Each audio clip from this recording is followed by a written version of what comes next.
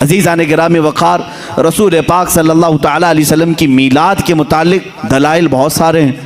ہاں، جس شکل سے منا رہے ہیں، ظاہر سی بات ہے زمانے کے بڑھتے بڑھتے ہر چیز میں ترقیاں ہوتی رہتی ہیں۔ سب سے بڑا سوال سنیوں سے یہی کیا جاتا، صحابہ نے منایا تھا، تابعین نے منایا تھا، اولیاء نے منایا تھا، یہ تو اب کے زمانے میں منایا جا رہا ہے۔ جلوس جو ہے اس کی تاریخ اعلیٰ حضرت فاضل بریلوی رحمۃ اللہ تعالیٰ علیہ نے بھی فرمایا، 8ویں صدی ہجری میں بعض عشاقان رسول نے جلوس نکال کر اپنے آقا کی بارگاہ میں خراج عقیدت پیش کیا، لیکن اس وقت موجود امت کے سارے علماء نے اس کو برا نہیں سمجھا، اس کو خراب نہیں سمجھا۔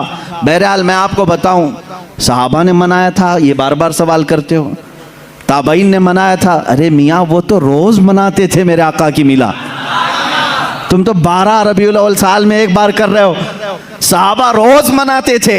میلاد کا مطلب کیا ہے؟ جاؤ پوچھو، حسان بن ثابت ہمیشہ کہتے تھے وَأَحْسَنُ مِنْكَ لَمْ تَرَ قَطُّ عَيْنِي وَأَجْمَلُ مِنْكَ لَمْ تَلِدِ النِّسَاءُ۔ یہی تو میلاد مصطفیٰ ہے۔ اے رسول، آپ سے زیادہ حسین میں نے کسی کو دیکھا نہیں، آپ سے زیادہ خوبصورت کسی ماں نے جنا نہیں۔ یہ تو صحابہ میلاد نہیں منا رہے ہیں۔ صحابہ کرام حضور اکرم صلی اللہ تعالیٰ علیہ وسلم کے قصیدے پڑھتے تھے۔ اب آؤ ہجرت کا وہ واقعہ تو سنو ذرا۔ اللہ کے حبیب صلی اللہ تعالیٰ علیہ وسلم جب تشریف لا رہے تھے مکہ سے مدینہ طیبہ، 14 دن تک مدینے والوں نے انتظار کیا ہے۔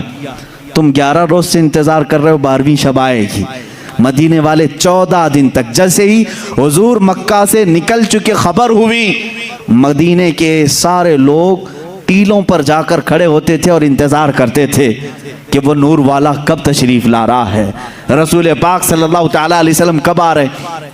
مدینے والوں نے، بہت سارے لوگوں نے دیکھا نہیں تھا، دیکھنے کی تڑپ تھی۔ مجھے بتاؤ، آج آپ میلاد کی گھڑی کے انتظار میں بیٹھے ہوتے ہیں ادب سے، یہ انتظار ہے؟ یہ مدینے والوں کی سنت ہی تو ہے۔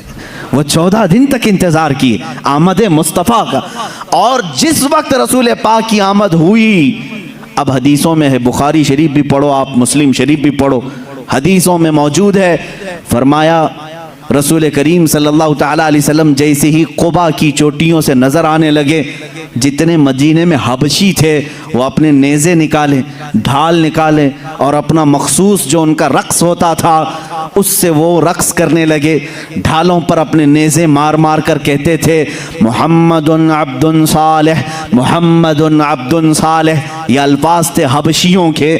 اور اس کے بعد بنو نجار خاندان تھا، اس خاندان کی ساری بچیاں اپنے ہاتھوں میں دف لے کر کے آئیں، یوں کہتی تھیں طلع البدر علینا من ثنیات الوداع وجب الشکر علینا ما دعا للہ داعی۔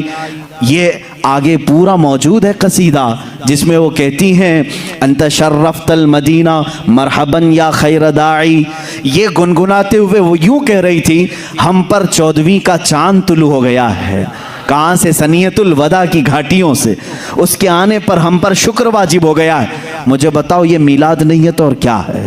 حضور پاک کی میلاد کا مطلب ہے حضور کی سیرت بیان کرنا، حضور پاک کی تعریف بیان کرنا، یہی تو میلاد ہے۔ ہم مجلس میلاد کا مطلب کیا ہے؟ صرف 12ویں شب کو منانا یہی نہیں، سال بھر جب بھی آپ میرے آقا کے تذکرے کریں گے ہم اس کو میلاد مصطفیٰ ہی کہتے ہیں۔ مولود کی محفل ہے، مجلس میلاد ہے، جہاں رسول پاک کی آمد کے قصے بیان کیے جائیں، تعریف و توصیف بیان کی جائے، وہ میلاد ہے۔ صحابہ نے کیا ہے میرے عزیزو۔ اب اللہ کے نبی صلی اللہ تعالیٰ علیہ وسلم جب تشریف لائے تو کیا حضور نے منع کر دیا؟ جو ہجرت کے بعد حضور تشریف لا رہے تھے۔ اچھا اس میں یہ بھی دیکھیں، جب رسول پاک صلی اللہ تعالیٰ علیہ وسلم تشریف لائیں تو اس وقت کا احترام اور تعظیم کرنا یہ صدیق اکبر نے بھی سکھایا، اس کی ایک خصوصیت ہونی چاہیے۔ ظاہر سی بات ہے آج آپ ہمارے ممبر کو، ہمارے یہاں پر اسٹیج کو الگ انداز سے دیکھ رہے ہوں گے، اس لیے کہ یہ آئے ہیں میلاد مصطفیٰ کے احترام میں۔ مسجد آج الگ رونق لی ہوئی ہے، یہاں الگ ایک روشنی ہے، کیونکہ اس ساعت اور اس گھڑی کے احترام میں، جس سہانی گھڑی چمکا طیبہ کا چاند، اس دل افروز ساعت پہ لاکھوں سلام۔ ہم اس گھڑی پر بھی سلام بھیجتے ہیں۔ صدیق اکبر رضی اللہ تعالیٰ عنہ نے کیا کیا تھا جانتے ہیں آپ؟ مدینے والے جب دیکھ رہے تھے گردنیں پھلان پھلان کر دیکھتے تھے، اچھل اچھل کر دیکھ رہے تھے، دور سے وہ نظر آ رہے تھے۔ آنے والوں میں دو لوگ تھے، حضور پاک صلی اللہ تعالیٰ علیہ وسلم اور حضرت ابو بکر صدیق۔ سیدنا ابو بکر صدیق رضی اللہ تعالیٰ عنہ کا عشق اور ان کا ادب بھی تو دیکھیں۔ جب مدینے والے دف بجانے لگے اور اچھل اچھل کر دیکھنے لگے، حضرت ابو بکر صدیق رضی اللہ تعالیٰ عنہ نے اپنا جبہ اتار دیا، تہبند ہے، اور جبہ اتار کر ایک لکڑی میں لگایا اور حضور صلی اللہ تعالیٰ علیہ وسلم کے اوپر جھنڈے کی طرح ہلانے لگے۔ حضور پاک صلی اللہ تعالیٰ علیہ وسلم کے چہرے پاک کے اوپر ہلانے لگے۔ کیوں کیا ایسا انہوں نے؟ کیوں کیا؟ یہی تو ہم بھی کہتے ہیں، جب وہ آمد مصطفیٰ ہو تو ہم لہراتے ہیں، لوگوں کو بتاتے ہیں کہ یہ گھڑی عام گھڑی نہیں ہے۔ حضرت ابو بکر صدیق نے یوں کیا۔ حضور پاک صلی اللہ تعالیٰ علیہ وسلم نے ان سے پوچھا بھی، ابو بکر اتنے دن سے مکہ سے چلے یہاں تک پہنچے، وہ آپ نے جبہ اتارا نہیں، لہرایا نہیں، مدینہ قریب آیا اور تم یہ اپنا جبہ اتار کر کے لہرا رہے ہو؟ صدیق اکبر کے عشق کو لاکھوں سلام، ادب و احترام کو لاکھوں سلام۔ عرض کرتے ہیں آقا بہت سارے مدینے والوں نے آپ کو اب تک دیکھا نہیں، میں یہ سوچتا ہوں کہیں وہ غلطی سے مجھے رسول نہ سمجھ لیں، میں نے اپنا جبہ اتار دیا ہے تاکہ مدینے والوں کو پتہ چلے آقا اور ہے، غلام اور ہے۔ جھنڈے لہراتے ہیں تو پتہ چلتا ہے آقا تشریف لا رہے ہیں۔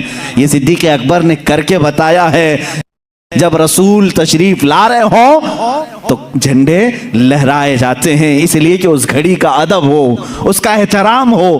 مدینے والوں نے دیکھ کر ہی پہچان لیا، جو لباس اتار کر آ رہا ہے وہ غلام رسول ہے، اور جس کے سر پر جھنڈا لہرا رہا ہے اگرچہ جبے کا ہو وہ محمد الرسول اللہ ہے۔ میرے آقا صلی اللہ تعالیٰ علیہ وسلم کے آنے کا ادب و احترام مدینے والوں نے بھی کیا تھا۔ اب میں یہ کہتا ہوں کہ جسے مدینے والوں کی خوش قسمتی ملی وہ میرے آقا کی میلاد منائے گا، اور مدینے والوں میں اس کا حشر بھی ہوگا، کیونکہ میرے آقا نے فرمایا ہے من تشبہ بقوم فہو منہم، جو جس قوم کی عادت کو اپنائے گا دنیا میں، قیامت کے دن وہ اسی قوم کے ساتھ اٹھایا جائے گا۔ اے وہابیو، تم مکہ کے ابلیس کے ساتھ غم مناؤ اور تمہارا قیامت کے دن حشر انہی کی جماعت کے ساتھ ہوگا۔ ہم آج کمکمے بھی لگائیں، جھنڈے بھی لہرائیں، 12ویں شب کو علل اعلان کہیں کہ آئی نئی حکومت، سکہ نیا چلے گا، عالم میں رنگ بدلا صبح شب ولادت، ہم اس فخر کے ساتھ کہیں گے، اس لیے کہ مدینے والی قوم کے طریقے پر ہم نے کیا ہے، اور رسول نے فرمایا جو جس قوم کی مشابہت کرتا ہے قیامت کے دن وہ اسی کے ساتھ اٹھایا جائے گا۔ فخر کرو، قیامت کے دن انشاءاللہ ہم سب مدینے والوں کے ساتھ اٹھائے جائیں گے۔